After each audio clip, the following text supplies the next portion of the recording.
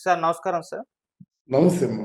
Sir 'Prabhas' గారి 'రాజా సాబ్' రిలీజ్‌కైతే దగ్గర పడిపోతుంది. సో, ఈ తరుణంలోనే మనకు తెలుసు ఓవర్‌సీస్‌లో అడ్వాన్స్ బుకింగ్స్ అంటే ముందే ఓపెన్ అవుతాయి కాబట్టి, సో, అడ్వాన్స్ బుకింగ్స్ అక్కడ ఎలా జరుగుతున్నాయని చెప్పేసి ఒక రిపోర్ట్ బయటకొచ్చేసింది.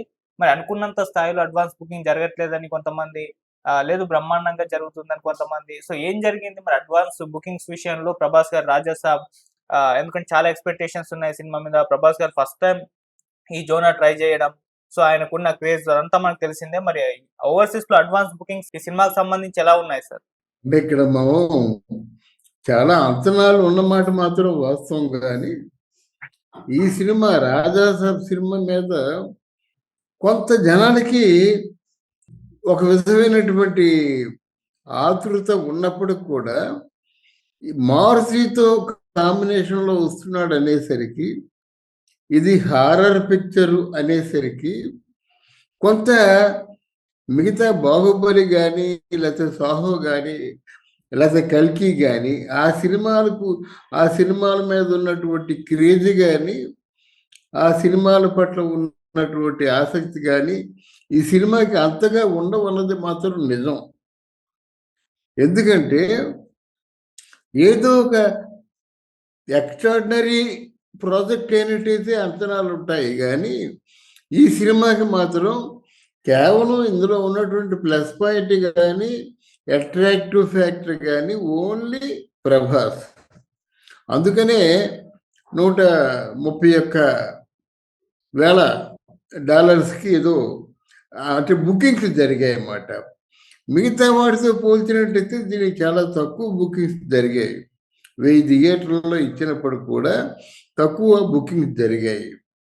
అయితే ఇది కేవలం ప్రభాస్ సినిమాకే ఎలా జరుగుతుందా, మిగతా సినిమాలకి జరగలేదా అంటే మిగతా సినిమాలకు కూడా జరిగాయి. ఇప్పుడు రామ్ చరణ్ యాక్ట్ చేసినటువంటి గేమ్ చేంజర్ కానీ, ఆయన ఇంటర్నేషనల్ డైరెక్టర్ కదా, మంచి వర్తున్నటువంటి డైరెక్టరు శంకరు. ఆయన ఒక రెప్యుటేషన్ ఉంది. రామ్ చరణ్కి కూడా త్రిపుల్ ఆర్ తాలూకు క్రేజీ కొనసాగుతూ ఉంది. అటువంటి పరిస్థితుల్లో కూడా ఆ గేమ్ చేంజర్ దెబ్బతిన్నది. పవన్ కళ్యాణ్ చాలా క్రేజియస్ట్ హీరో అనుకున్నాం. ఆ పవన్ కళ్యాణ్ యాక్ట్ చేసినటువంటి హరిహర వీరమల్లు సినిమా కూడా దెబ్బతిన్నది.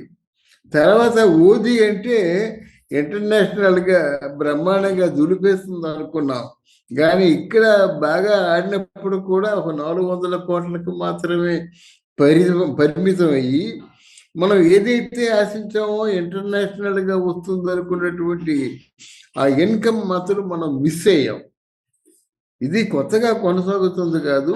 ఈవెన్ ప్రభాస్ సినిమా కూడా మారుతి డైరెక్షన్ ఏమి చేస్తాడు, కథ లైటర్ అంటున్నారు, హారర్ అంటున్నారు. ఈ సినిమా ఎలా ఉంటుందో, కానీ సినిమా రిలీజ్ అయిన తర్వాత దీన్ని బాగా ఉప్పందుకునేటువంటి అవకాశాలు చాలా ఉన్నాయి. కానీ సినిమా రిలీజ్ ముందు మిగతా సినిమాలాగా ఒక 10 మిలియన్స్ ఇవన్నీ అంటే ఒక అడ్వాన్స్ బుకింగ్లో ఉండడం మాత్రం కొంచెం దీనికి ప్రశ్నార్థకమే అవుతుంది. తర్వాత ఇప్పుడు తెలుగు సినిమాలు వరుసగా రిలీజ్ అయ్యి అంతకుముందు లోగడ అదేంటంటే హాలీవుడ్లో కూడా అంటే ఆ థియేటర్కి వచ్చే వాళ్ళ తాలూకు సంఖ్య బాగా పెరిగింది. పెరిగిన తర్వాత ఏంటంటే ఎప్పుడైతే థియేటర్లకు వచ్చే వాళ్ళ సంఖ్య పెరుగుతుందో వాళ్ళు ఆలోచిస్తారన్నమాట. థియేటర్ల వాళ్ళు కానీ హాలీవుడ్లో ఉన్నవాళ్ళు కానీ ఆలోచిస్తారు. మన తెలుగు టాలీవుడ్ బాగా వృద్ధి చెందిన తర్వాత బాలీవుడ్ వాళ్ళు ఎలాగైతే ఆలోచించారో వాళ్ళు కూడా ఆలోచిస్తారు. దానికి తగిన ఏర్పాట్లు చేసుకుంటారు. ఆ ఏర్పాట్లలో ఒక భాగం కావచ్చు తెలుగు సినిమాలకి అంత ప్రాధాన్యత లేకుండా చేయడం. ఏది ఏమైనప్పుడు కూడా ఈ సినిమా రిలీజ్ అయిన తర్వాత మౌత్ టాక్ వచ్చిన తర్వాత బాగుంది అనిపించుకున్న తర్వాత ఇతరత్ర మార్కెట్ పుంజుకుంటుంది, కానీ మొదటే పుంజుకోవడం అంటే ప్రభాస్ కాంబోలో ఉన్నటువంటి ప్రాబ్లము. ఈ ప్రాబ్లం ముందు ఆలోచించే ఆ ప్రభాస్ సినిమాకి డైరెక్షన్ చేస్తున్నటువంటి మారుతి మీద చాలా ట్రోల్స్ జరిగాయి అన్నమాట. అంటే ప్రభాస్కి ఇంకేం పని లేదా, ఈయనైనా డైరెక్టర్ దొరికాడు అని రకరకాలుగా వ్యాఖ్యానాలు చేశారు. మొత్తానికి వాటన్నిటినీ అధిగమించి ప్రభాస్ సినిమాను పూర్తి చేశాడు, మార్చి కూడా సక్సెస్ఫుల్గా పూర్తి చేశాడు అని వార్తలు వస్తున్నాయి. మరి ఈ వార్తల్లో యథార్థం ఎంత? నిజంగా ఈ వార్తల్లో యథార్థం ఉన్నట్టయితే, ఈ సినిమా మీద అట్రాక్షన్ పెరిగినట్టయితే బిజినెస్ పరంగా బాగానే ఉంటుంది. బిజినెస్ వాడు ఎప్పుడు ₹1 సంపాదించాలని చూస్తాడు కానీ మిగతా విషయాల్ని పట్టించుకోడు. ఇక్కడ ఒక సాంగ్ రిలీజ్ అయ్యింది, బాగానే జనాదరణ పొందినప్పుడు కూడా మిగతా సినిమా ఎలాగుంటుంది, ట్రైలర్ ఎలాగుంటుంది, దీన్ని ఎలా ప్రమోట్ చేస్తారు అనేటువంటి ఒక ఆలోచన అయితే ఉంటుంది.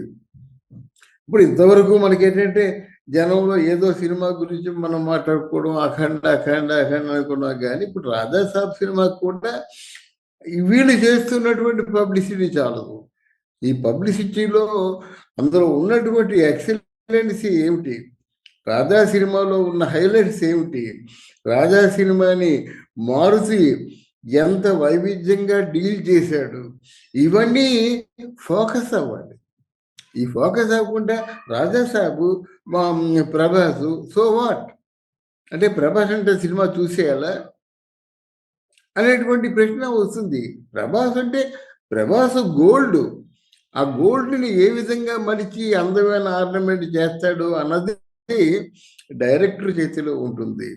మరి ఆ డైరెక్టర్ ఈ రాజాసాబుని ఏ విధంగా మలిచాడు అన్నది దాంట్లో హైలైట్స్ కూడా బాగా ప్రాపగండా కావాల్సి ఉంది. గనక ఏదో తాత్కాలికంగా బుకింగ్స్ తక్కువైనంత మాత్రంలో మనం కంగారు పడవలసిన అవసరం లేదు. నేను చెప్పేది ఒకటేనండి, సినిమాలో విషయం ఉంటే, సినిమా అంటే కంటెంట్ కానీ లేకపోతే ఆ సినిమా మేకింగ్లో కానీ తనదైన పనితనం ఉంటే ఇండియా కాదు, ఈవెన్ ఓవర్సీస్ మార్కెట్ కూడా ఊపు అందుకుంటుంది. తర్వాత దానికి ఉన్నటువంటి ఆదరణ కానీ, దాని పట్ల జనాలకు ఉన్నటువంటి ఆకర్షణ కానీ, ఆ క్రేజ్ కానీ వేరుగా ఉంటుంది. అటువంటి ఒక ఇంతకు ముందు లేనటువంటి క్రేజ్ ఇప్పుడు వచ్చింది అనుకోండి, బుకింగ్స్ కోసం ఎగబడతారు అన్నమాట.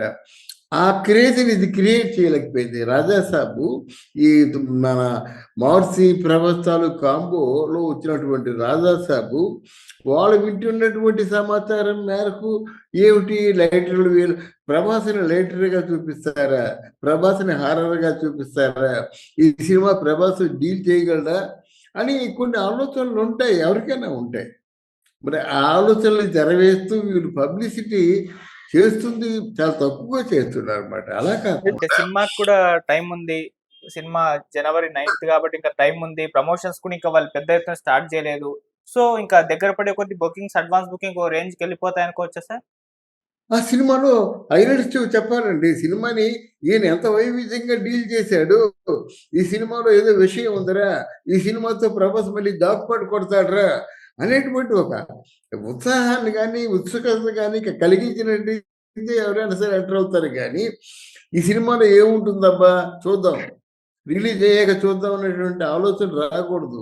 ఇప్పుడు పాన్ ఇండియా అంటున్నావు, పాన్ ఇండియా అనుకున్నట్టయితే పాన్ ఇండియా సినిమాలో అంత అంటే ఒక ఆల్మోస్ట్ ఆల్ అంటే ప్రపంచాన్ని ఒకసారి ఉలిక్కి పడేలా చేసే కంటెంట్ లేకపోతే పాన్ ఇండియా ఎందుకు అనుకోడు? పాన్ ఇండియా సినిమా అంటే అన్ని భాషల్లో రిలీజ్ అయ్యి, ఓవర్సీస్లో రిలీజ్ అయ్యి, మొత్తం ఇండియా వైడ్గా ఇండియాకి ప్రైడ్ అయ్యింది, ఇండియాకి గర్వకారణంగా ఉండే సినిమాలు అని ఇస్తున్నప్పుడు ఆ కంటెంట్ కానీ ఆ ప్రాజెక్ట్ క్వాలిటీ కానీ నిజంగా ఇండియాకి గర్వకారణమైన ప్రతిష్టాత్మకమైన సినిమాలు కావాలి. ప్రతిష్టాత్మకమైన సినిమాలు అంటే లోగడ వచ్చిన సినిమాలు కాదు, లోగడ అంటే మనం వింటున్న కథలు, లోగడ మనం చూస్తున్న టెక్నాలజీ కాకుండా సంథింగ్ డిఫరెంట్, దీంట్లో ఇంకేదో ఉంది, కొత్తదనం ప్రవేశపెట్టాడు, చాలా కొత్తగా తీశాడు అనేటువంటి ఒక ఈ ఆకర్షణీయమైన అంశాలు ఫోకస్లో లేకపోతే ఇలాగే ఉంటుంది అన్నమాట. సినిమా చూసినట్టయితే మనకి 9th రిలీజ్ అంటే ఇంకేముంది, ఈ ఒక 10 అదొక 9 అంటే ఒక 19 days ఎంతో ఉంది. అంటే ఇక్కడ మరి ఈ సినిమా ఇప్పటికే జనంలో ఉండాలి. 19 డేస్ అంటే ఏముంది, కళ్ళు మూసుకుంటూ అయిపోతుంది. ఇప్పుడు జనవరి నుంచి వాళ్ళందరూ కూడా అక్కడ కూడా అంటే సినిమాల పట్ల ఏ సినిమా చూద్దాం అంటే సంక్రాంతికి ఏ సినిమాకి వెళ్దామని అక్కడ ఓవర్సీస్లో ఉన్న వాళ్ళు కానీ వీళ్ళందరూ అనుకుంటారు బుకింగ్స్ పెరిగే అవకాశం కూడా ఉంది. ది టూ ఎర్లీ కదా. అంటే ఏదో ఉపద్రవం వచ్చి పడిపోతుంది, ఇదేదో బ్రహ్మ పదార్థం దీన్ని చూసి చేరాలి అనేటువంటి ఒక ఆలోచన అంటే ఆ ఎస్టాబ్లిష్మెంట్ మాత్రం జరగలేదు. ఒక సినిమా వస్తుంది, ప్రభాస్ సినిమా వస్తుంది, మారుతి కాంబినేషన్లో వస్తుంది అనేటువంటి ఆలోచన ఉంది. కానీ అంతకు మించినటువంటి ఎక్స్పెక్టేషన్స్ మాత్రం ఎక్కువగా ఈ సినిమా పట్ల ప్రస్తుతానికి లేవు. ఎక్స్పెక్టేషన్ ఏమైనా ఉందంటే ప్రభాస్ సినిమా, అదొకటే హైలైట్ ఇక్కడ. అందువల్ల ఈ సినిమాకి తగినటువంటి ప్రోపగండా జరగలేదని నేను అనుకుంటున్నాను.